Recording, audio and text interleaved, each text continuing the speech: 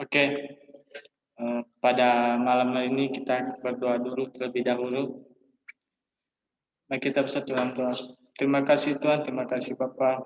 Pada malam hari ini Tuhan kami akan berbincang Tuhan tentang penginjilan Tuhan atau wawancara tentang penginjilan Tuhan. Apa yang disampaikan kakak ini Tuhan supaya menjadi berkat Tuhan. Terima kasih Tuhan. Dalam nama Tuhan Yesus, haleluya, amin.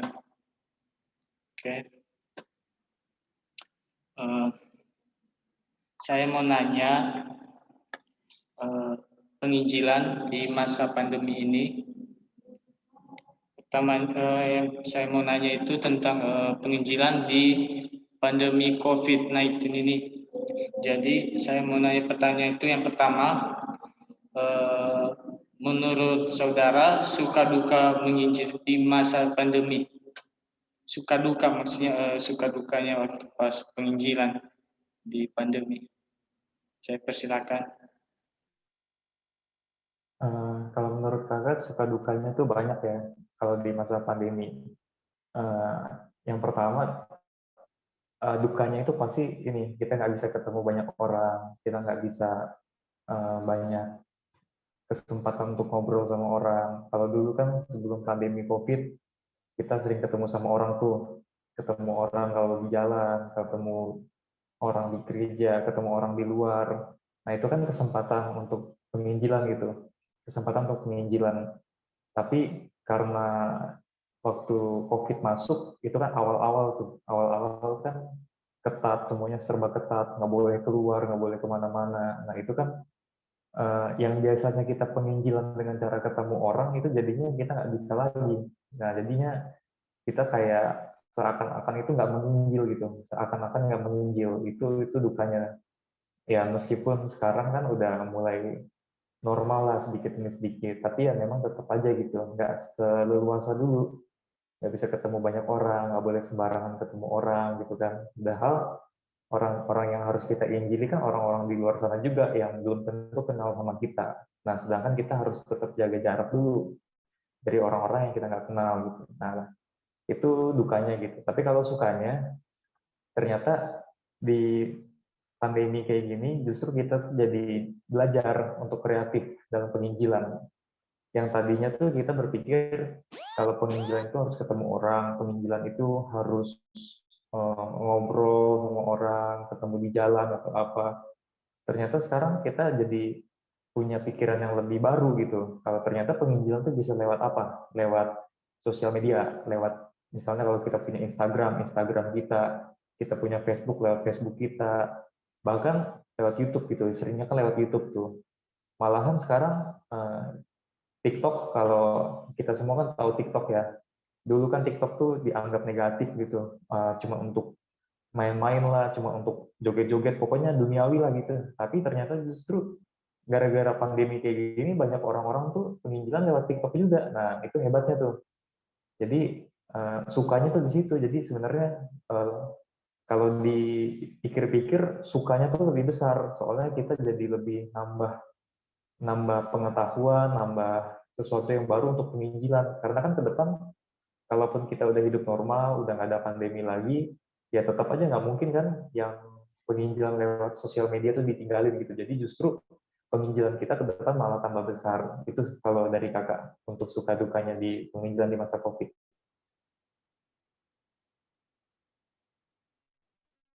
Oke. Selanjutnya pertanyaan yang kedua. Hal menarik yang dialami saat menginjil di masa pandemi ini.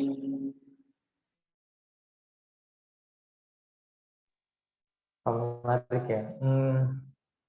Hal menariknya tuh ya ini ya apa waktu mulai-mulai kita aktif di sosmed untuk penginjilan gitu kan, mungkin bikin renungan lah atau mungkin bikin video atau apa gitu kan, atau mungkin bikin konten-konten yang hal menariknya itu awalnya tuh ternyata kayak nggak ada orang yang merespon gitu, kayak kayak wah makin apa, soalnya kan yang aktif di sosmed gara-gara pandemi ini kan bukan cuma orang-orang ini ya, pokoknya semua orang itu aktif lah. Jadi kita mesti mesti dituntut kreatif di atas kreatif gitu. Jadi harus melebihi kreativitas orang lain. Nah, itu kan susah banget tuh. Karena sekarang semua orang aktif di sosmed gara-gara pandemi kan. Jadi semuanya kan harus kebanyakan di rumah, nggak boleh banyak keluar, jadi lebih aktif di sosmed. Nah, di sosmed ternyata orang-orang tuh mulai banyak bikin konten-konten, pokoknya ramai lah orang Indonesia tuh bikin konten-konten. Nah, kalau kita bikin konten yang nggak menarik, kita penginjilan yang nggak menarik, ya jadi susah. Jadi kita tuh nggak kelihatan sama orang gitu loh. Nah, itu hal menariknya gitu juga. Ya, hal menarik lainnya juga mungkin pernah kakak waktu di bis ke gereja sempat ketemu sama orang, ya itu sih kayak normal aja ya sebenarnya sebelum pandemi gitu. Tapi ya sempat juga kayak begitu, jadi di bis ketemu sama orang terus ngobrol-ngobrol dan selanjutnya kayak begitu. Pokoknya hal menariknya sih di situ sih, Boy, hal menariknya.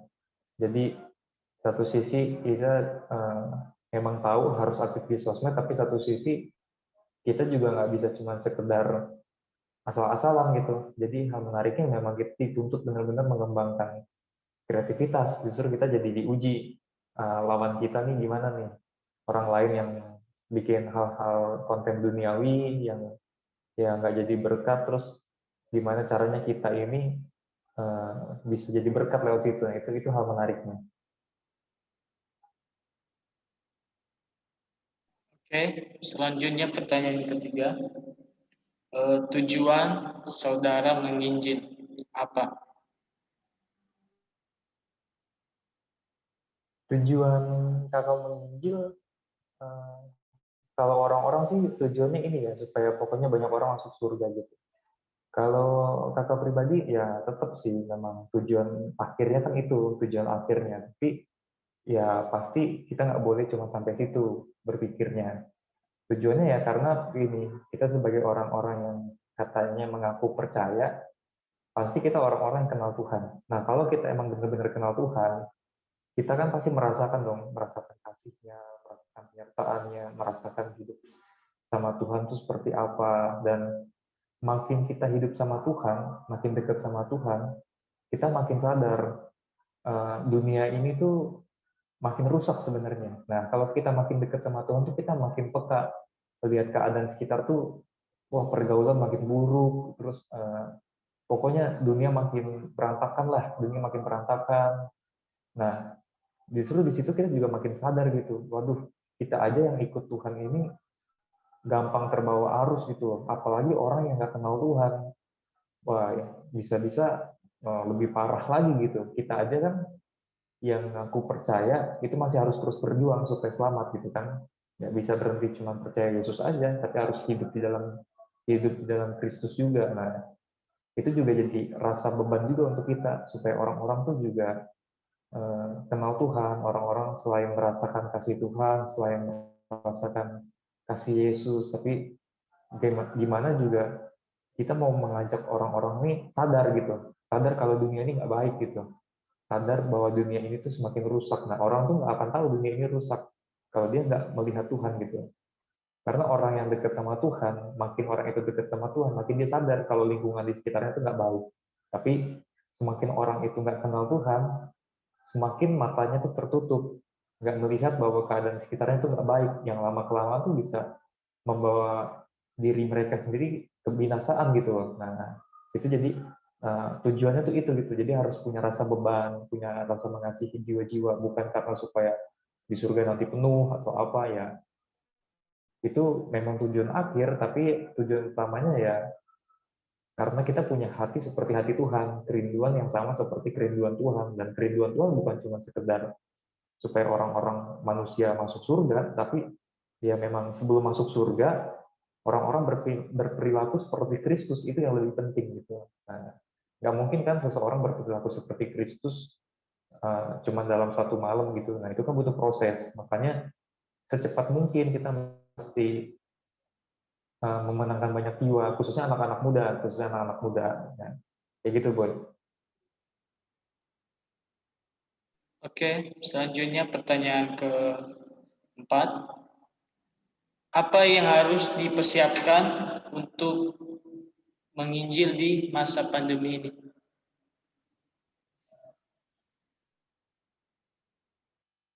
Yang dipersiapkan kuncinya satu sebenarnya, Boy. Komitmen dan niat untuk belajar. Ya, tadi kan yang kata bilang, kalau di masa pandemi ini, penginjilan itu dituntut supaya kita lebih kreatif kan. Nah, kita nggak mungkin bisa kreatif kalau kita nggak mau belajar dari orang lain.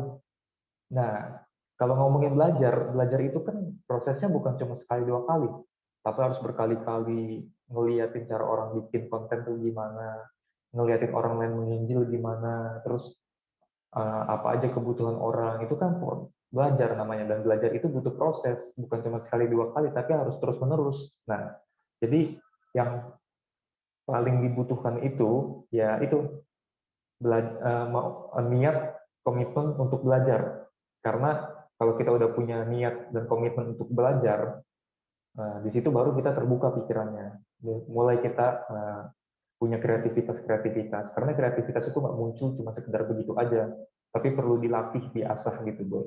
Jadi yang paling penting ya selain memang sih mau nggak mau kan harus punya gadget lah untuk bikin itu ya segala macam. Tapi kan rata-rata kan semua orang udah punya HP, udah punya laptop gitu. Ya tinggal niat belajarnya aja tuh, Boy. Belajar untuk uh, mengetahui kebutuhan orang lain, belajar mengetahui cara untuk bikin sesuatu yang bisa orang lain tuh tertarik gitu loh mendengar kita gitu, Boy.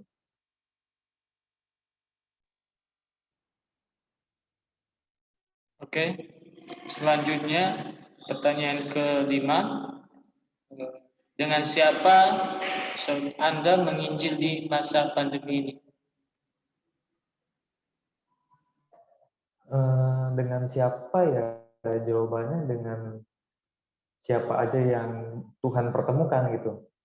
Beda ya jawabannya, bukan dengan siapa aja yang ketemu, tapi dengan siapa aja yang Tuhan pertemukan. Kalau dengan siapa aja ketemu ya belum tentu itu waktunya Tuhan gitu untuk kita ngomong sama orang itu. Tapi ketika Tuhan yang mempertemukan, nah itu waktunya pas untuk kita bicara soal Injil kepada orang itu. Nah caranya gimana? Taunya dari mana gitu kan? Ya mau nggak mau ya kita harus punya hubungan yang intim sama Tuhan untuk tahu, wah ini ada orang ini, oh ini Tuhan yang kirim nih, pasti kesempatan ini gitu. Jadi jangan cuma sekedar lewat depan tukang bakso terus tiba-tiba kita injili, ya nggak kayak gitu juga. Bisa-bisa kita juga jadi batu sandungan kalau asal-asalan, tapi kita harus punya kepekaan nih, kepekaan untuk tahu orang mana yang lagi Tuhan pilih untuk kita melakukan penginjilan gitu. Nah, dan itu dibutuhkan hubungan pribadi yang intim sama Tuhan, perlu bangun hubungan sama Tuhan, menjaga hubungan sama Tuhan.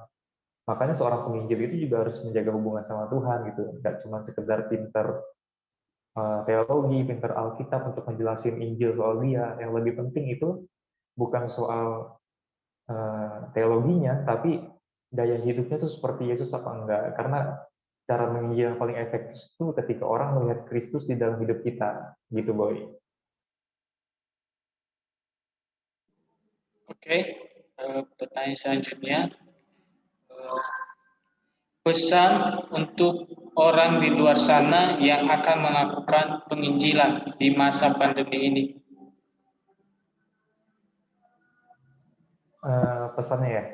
Pesannya yang pertama, yang kayak tadi ya, bangun komitmen untuk belajar. Jangan puas dengan keadaan yang sekarang, jangan puas dengan ilmu yang udah ada, terus belajar karena dunia zaman ini terus berubah gitu. Perkembangan zaman terus berkembang.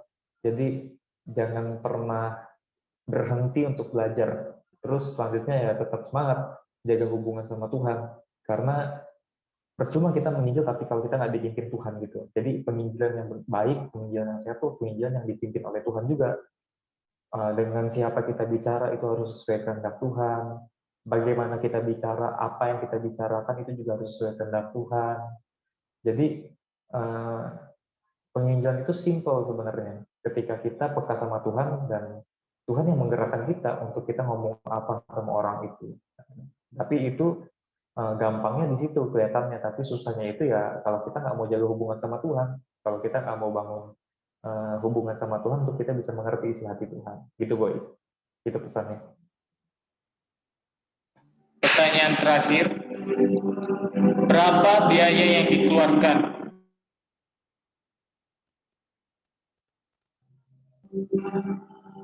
Suaranya kemit loh. Pertanyaan selanjutnya, berapa biaya yang dikeluarkan saat penginjilan itu? Biaya apa nih? Biaya maksudnya gimana? Uang atau? Biaya yang dapat dalam penginjilan itu. Uangnya Biaya, gitu, uang. ya. Kalau uang, kalau kakak nggak hitung ya, karena yang tadi kita diskusiin gitu ya, kita ketemu orang juga bukan perencanaan kayak gimana. Contohnya di bis ketemu orang ya, uang apa yang keluar kalau kayak gitu kan? Ya modalnya cuma kita luangin waktu dan berikan telinga untuk mendengar gitu. Nah beda kasusnya kalau misalnya ada orang teman kita nih, kita udah kenal sama orang itu, terus dia pengen ngobrol, diskusi, kita ajak diskusi, ya paling kita traktir makan, ya itu kan hitung-hitungannya kan ya nggak nentu gitu kan maksudnya. Jadi ya tergantung situasi kondisi gitu perhitungannya. Yang pastinya kalau nanya soal hitung-hitungan, jangan pernah pelit untuk keluar uang demi penginjilan gitu. Tapi juga jangan sampai kita tuh nggak punya hikmat, kita boros sembarangan. Kita juga harus minta hikmat sama Tuhan kapan kita harus keluarin uang untuk orang. Jadi biayanya ya nggak menentu karena kita ketemu orang di situasi dan kondisi yang berbeda-beda juga gitu. Gitu Boy. Oke, terima kasih buat jawaban kakak. Terima kasih. Mari kita bersatu dalam doa untuk menutup wawancara pada malam hari ini. Mari kita bersatu dalam doa. Terima kasih Tuhan, terima kasih Bapak. Kami sudah selesai mewawancara tentang penginjilan Tuhan. Apa yang disampaikan ke Stephen Tuhan bisa tertanam dalam hati Tuhan. Terima kasih Tuhan. Terima kasih Yesus. Amin.